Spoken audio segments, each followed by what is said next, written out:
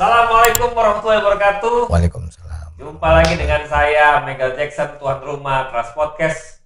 Hari ini kita kedatangan tamu yang luar biasa sekali. Menjelang akhir tahun, kita harus menatap masa depan pemerintahan ini ke depan, tapi tentu dengan sikap yang kritis dan tentu saja dengan perbaikan-perbaikan yang baik bagi Republik ini. Bersamanya sudah ada pendiri Indonesia Audit Watch, Iskandar Sitorus, orang yang paling dicari-cari ya, karena banyak sekali kasus-kasus besar ini diungkap oleh beliau. Tidak main-main. Kemarin saya boleh contoh misalnya ada kasus timah, kemudian kasus pajak dan lain sebagainya. Hari ini kita akan bahas soal penghematan, satu himbauan yang diminta oleh Presiden Prabowo dan banyak sekali kemarin turunan-turunannya. Saya langsung saja ke Bang Iskandar. Bang Iskandar, ketika Presiden Prabowo bicara soal penghematan, apa yang terpikir dan terlintas dalam pikiran Abang? Apakah ini sesuatu yang bisa dieksekusi atau ini cuma ya himbauan-himbauan semata? Jadi kalau gitu ya, terima kasih untuk Trust Indonesia. Kalau kita melihat ada himbauan dari seorang presiden, kalau kami tidak mau berhenti di himbauannya, maka kami dorong bentuk himbauan ini apa? Wujudnya kan baiknya letter atau kertas. Kebijakan Harus. Himbauan ini kan rasa bijak. Tetapi rasa patuh kan belum tentu. Oh, dua hal yang berbeda ya. Dua hal yang berbeda. Saat ini rasa patuh atau rasa bijak? Betul. Nah, kalau Pak Prabowo kan menyebut himbauan, tolonglah. Ada kalimat itu. Berhemat. Nah, ketika itu tidak diwujudkan dalam bentuk kertas, nah ini persoalannya adalah di situ. Kami lihat Kementerian Sekretariat Negara yang lalai. Abang melihat di situ. Jadi kalau umpamanya saya Menteri Sekretariat Negara, kalau Pak Presiden hari Senin jam 7 pagi ngomong itu, jam 8 saya sudah membuat coret-coretan. Apa yang dimauin oleh Presiden? Draft perpres, draft kepres? Apapun itu kan nanti saya cocokkan. Apakah kepres atau harus peraturan pemerintah? Kalau nanti dia peraturan pemerintah tentu lintas sektoral. Tetapi kalau untuk di sisi keuangan negara dan auditnya cukup kepres kok. Simple. Dan abang melihatnya sekarang cukup kepres? Cukup. Nah, kepresnya nanti oleh Menteri Sekretariat Negara disebar ke semua kementerian. Oleh semua kementerian akan diadopsi. Oleh BPK dijadikan pedoman. Nah, waktu BPK nanti audit dia pakai itu. Ada kepres presiden. Jadi kalau umpamanya hanya himbauan, nggak lebih seorang tokoh atau pemuka atau alim ulama. Itu himbauan baik, memang benar, tetapi lebih tepat lagi, lebih benar lagi kalau berbentuk regulasi. Baik. Soal penghematan ini kan sebenarnya kita lihat memang kelihatannya persoalannya terkait dengan anggaran kita yang dijepit oleh hutang, dijepit oleh penerimaan yang semakin minim karena kemarin juga baru diputuskan kenaikan PPN gitu ya. Tapi lebih dari itu menurut Abang penghematan ini apakah hanya karena persoalan Prabowo realistis melihat situasi anggaran kita atau dia memang punya agenda lain? Kalau kami ya meminjam istilah menganalisa, kami kan tidak bisa mewakili Pak Presiden. Yang disebut Presiden Prabowo itu benar. Masih banyak yang bisa dipangkas kok. Perjalanan dinas. Bukan hanya perjalanan dinas. Apapun kegiatan yang tidak selayaknya dilakukan oleh orang modern sekarang. Ulang tahun Polri misalnya kemarin. Iya. Udah tuh kita nggak perlu lagi ke Bali atau ke New York. Untuk? Ngapain pun. Kunjungan studi banding. Nggak perlu, tracing aja. Kunjungan pemerintah kemarin googling aja ke Turki misalnya. Ya nggak perlu. Banyak orang yang lebih pintar daripada berkunjung ke Turki kok. Hanya di dalam kamar. Bisa mengumpulkan informasi zaman terbuka. Iya. Jadi kalau menurut kami justru Presiden Prabowo ini cerdik. Dia sudah bisa memetakan semua organ-organ yang ada di semua instrumen pemerintah, baik di pusat, provinsi maupun kabupaten kota. Malah di badan-badan. Maka kalau logikanya kementeriannya semakin banyak, kementeriannya semakin tandem, menteri wamen, sepertinya ini adalah salah satu cara Presiden untuk menyeimbangkan itu. Iya. Birokrat pimpinan saling mengawasi. Betul. Jadi memangkas ini menurut hemat kami sangat bisa. Sangat bisa. Saya bukan ahli ekonomi. Tetapi dengan melihat, kami men-tracing data di lembaga penjamin simpanan. Boleh nanti dilihat. Orang-orang yang punya uang di atas 5 miliar tuh naik 17% loh. Apanya? Pemilik uang. Apa hubungannya dengan agenda penghematan anggaran yang dibuat oleh? Ketika sebenarnya negara menghemat, kinerja itu harus meningkat, tentu ASN menjadi berubah model. Menjadi semi swasta. Berkinerjanya pemerintah. Ini akan berdampak terhadap orang-orang yang punya uang di atas 5 miliar itu. Mereka akan menjadi happy dan akan menggerakkan uangnya. Jadi sesungguhnya uang di tengah-tengah publik itu kan nggak mungkin uang kita terbakar atau hilang. Iya. Yang ada adalah uang itu ngumpet, berhenti berendam tidur. Yang tidak dilakukan adalah mensirkulasikannya, memutarnya, menggerakkannya. Kami yakin dengan ungkapan Pak Prabowo, tetapi nanti kalau Menteri Sekretariat Negara sudah mengeluarkan aturan ya, supaya ditandatangani oleh Presiden, uang swasta ini akan bergerak. Karena mereka lihat memang birokrat kita sudah menghemat. Tunggu dulu. Abang bilang penghematan mempengaruhi proses perputaran uang. Iya. Padahal pada satu sisi yang lain kita harus sampaikan dan kita tahu bahwa government expenditure atau pengeluaran pemerintahan itu berpengaruh pada sektor perekonomian. Betul. Kalau dihemat, apa enggak sebaliknya terjadi? Tidak. Swasta bukan melihat penghematannya kemudian akan seperti apa. Swasta melihat mereka sudah seperti kami. Polanya di situ. Begini, Bung Megal. Membeli gelas ini, kalau pemerintah ini bisa 50.000 sebiji. Oke. Tapi kalau di sektor swasta, sehemat-hematnya nih, Betul. bisa dapat 5.000. Ya, itu. Ini kan bagaimana menjawab ini? Skala ekonomi namanya, makin banyak. Coba. Oke. Kan pemerintah belinya banyak, Iya. kok malah mahal. Betul. Ya maklarnya nggak dapat untung kalau. Nah itu. Nah, kalau ini bisa ditumpas Oke. oleh pemikiran Pak Prabowo, salah Oke. satunya itu luar biasa. Baik. Saya kembali ke soal tadi lagi. Abang, kita bicara penghematan, ada studi kasus terbaru tadi kita diskusi, misalnya soal keberangkatan Kementerian Perindustrian Turki. Iya, Yang katanya mengirimkan sampai 9 orang ke sana. betul.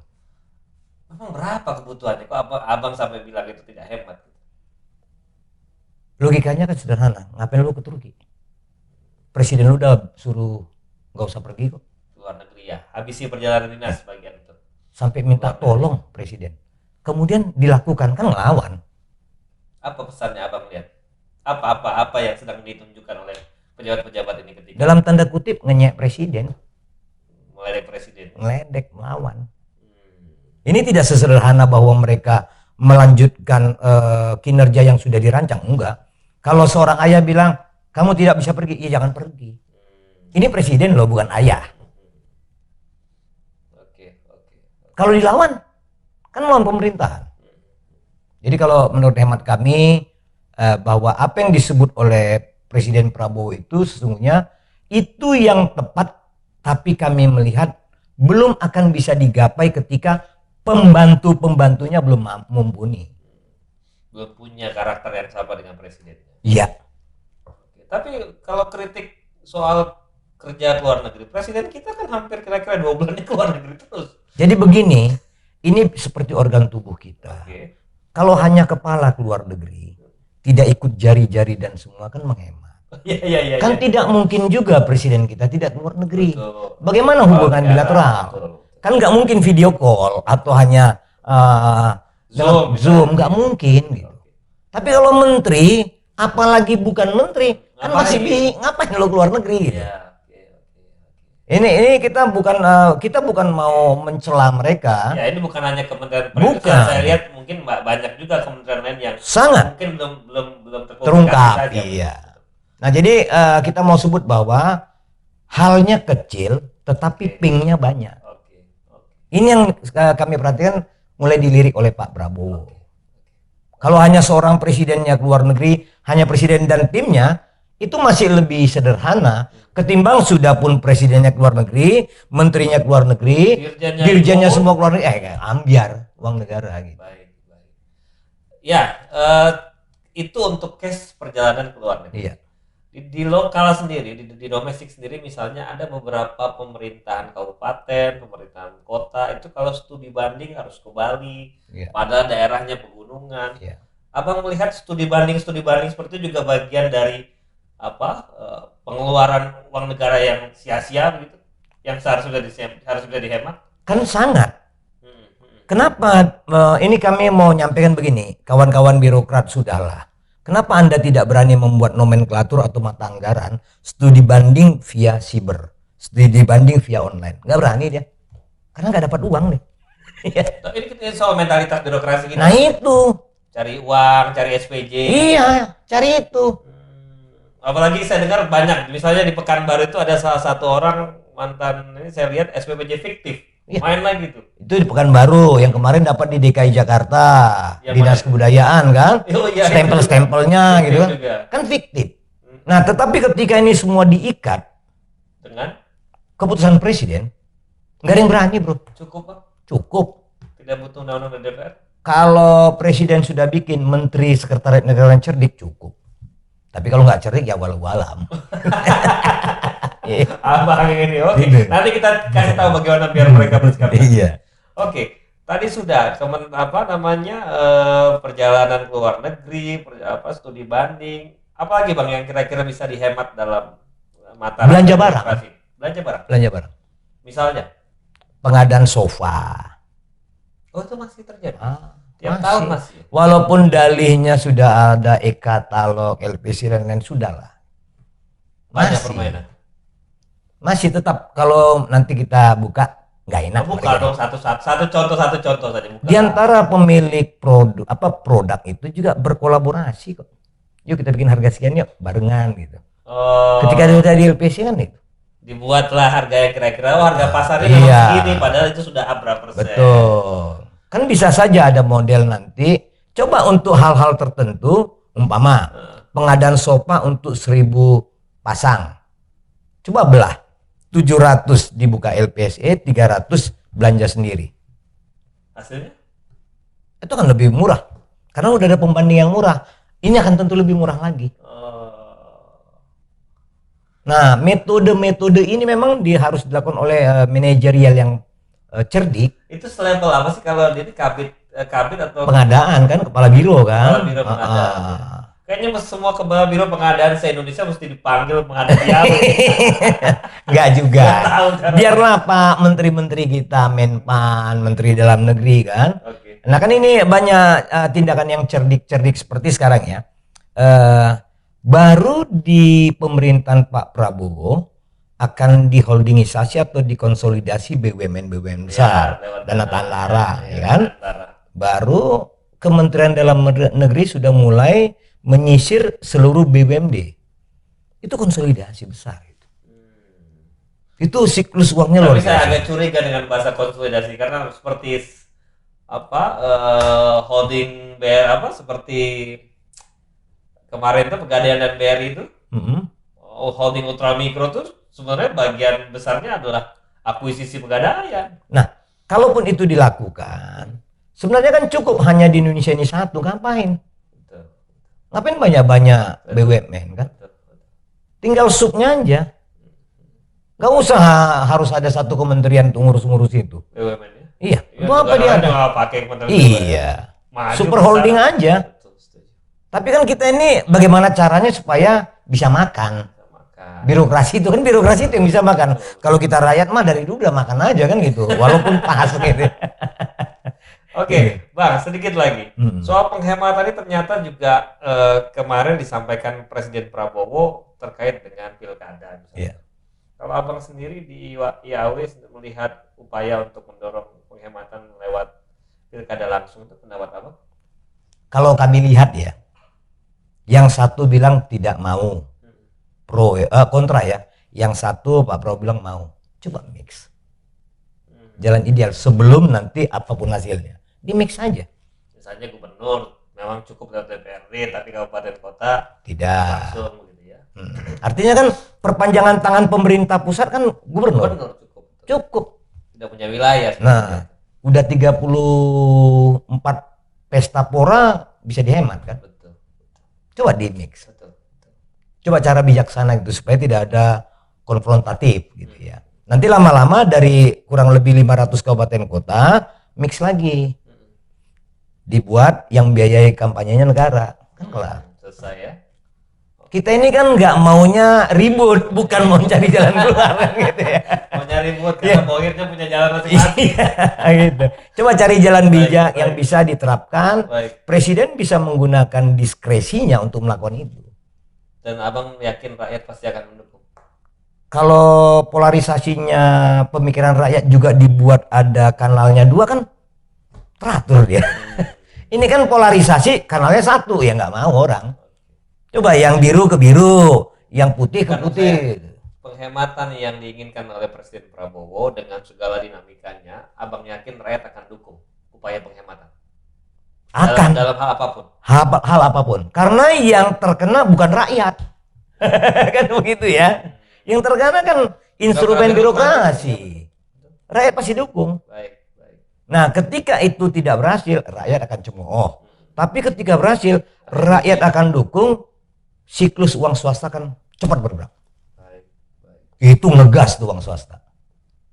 Tapi kalau tidak, malah bisa lebih buruk. Hanya disebut, oh lu slogan aja, lu hanya gini. Saya kurang hafal berapa kementerian kita. Katanya banyak sih, lebih dari 34 kementerian. 41, 43 terakhir. 40-an ya. 40-an.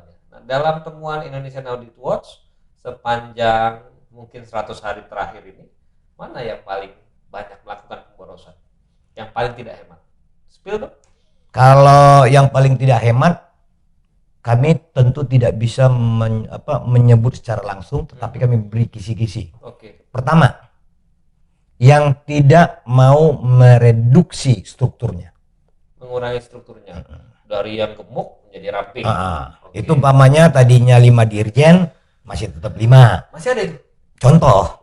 Tapi kalau dia sudah mulai bikin jadi 4, itu berarti hemat. Okay. Itu selaras searah setujuan dengan presiden. Okay. Tapi kalau ada kementerian yang harusnya sudah disubkan ke bagian lain, seperti Kementerian Agama nih, kan bidang haji nggak di dia lagi karena ada tapi faktanya coba dicek, nggak dikasih Menteri Agama tuh kewenangan itu untuk ke badan sana, dengan dalih nomenklatur mereka masih ada. Bingung kan?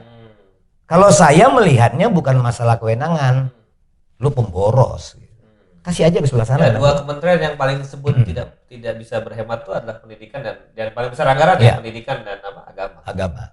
Nah itu yang kita mau sebut tadi, bahwa harusnya kan mereka orang-orang pinter.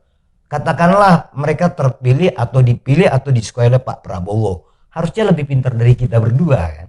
Tapi kalau faktanya nanti fail, berarti kita yang lebih pintar kan begitu. Baik. Luar biasa.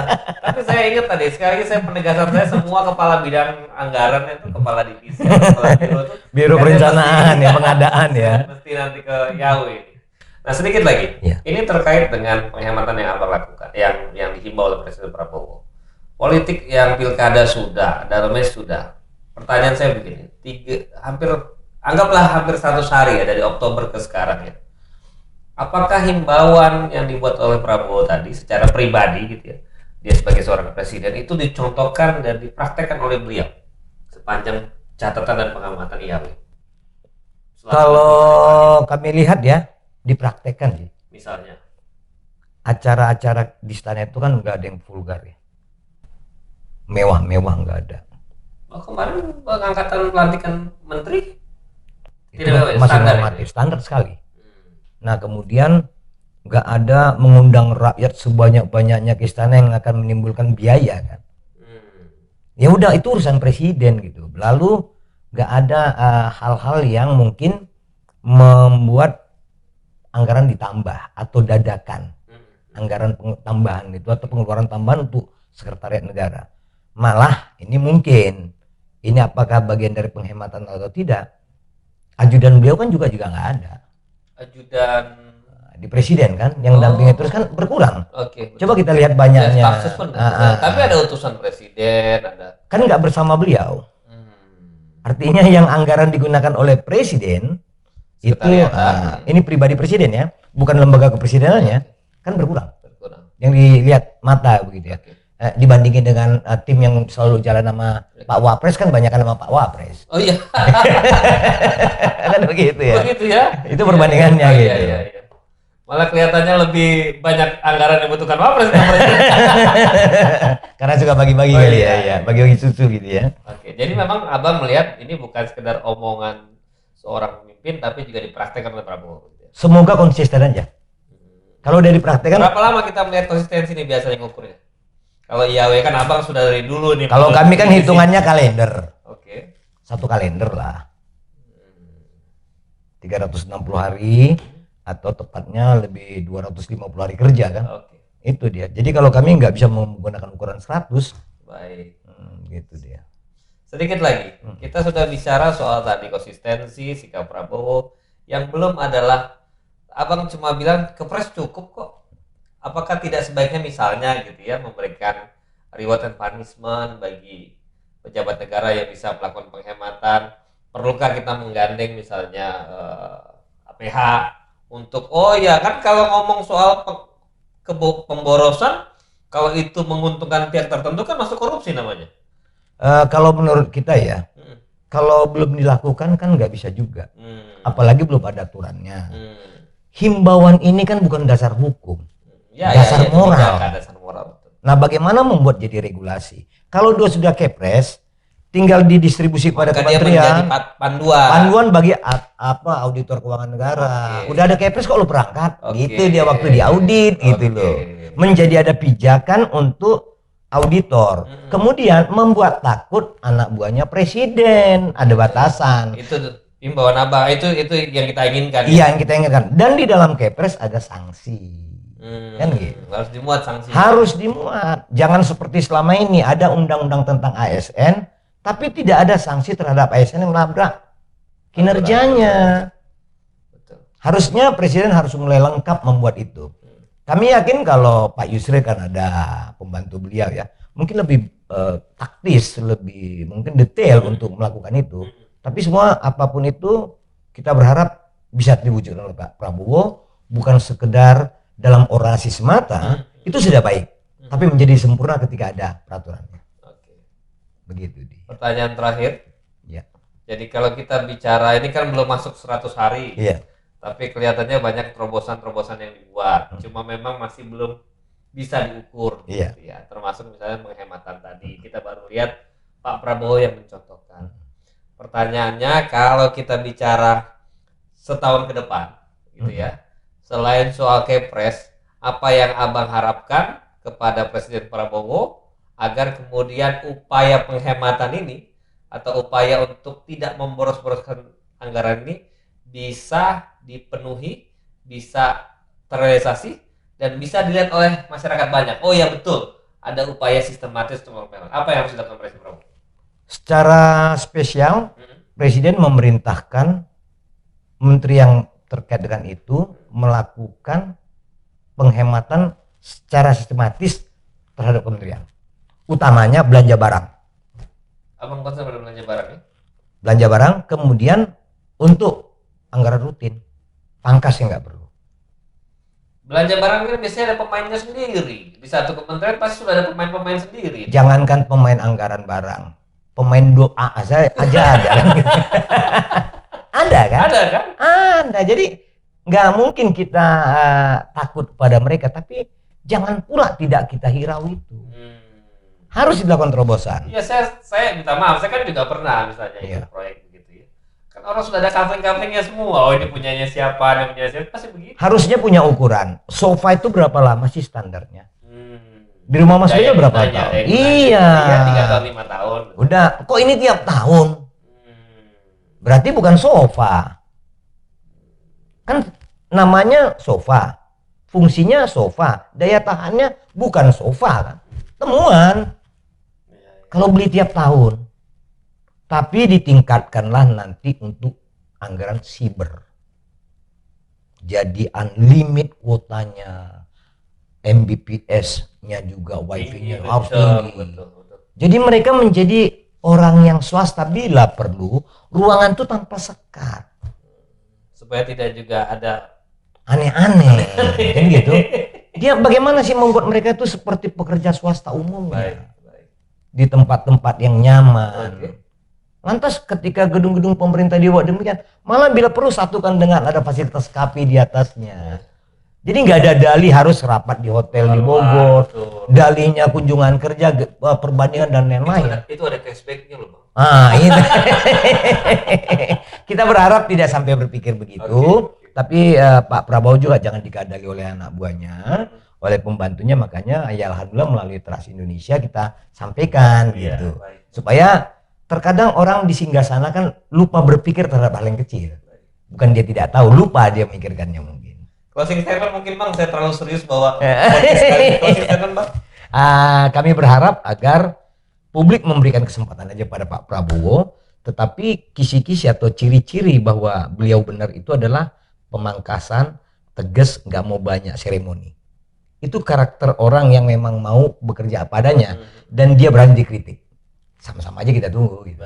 Yang kami takut pembantunya aja.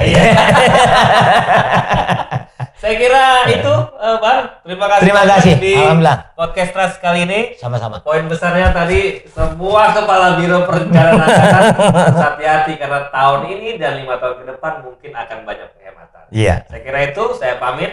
Mega Jackson, Trust Podcast. Sampai jumpa di podcast berikutnya. Makasih banyak Bang. Terima kasih.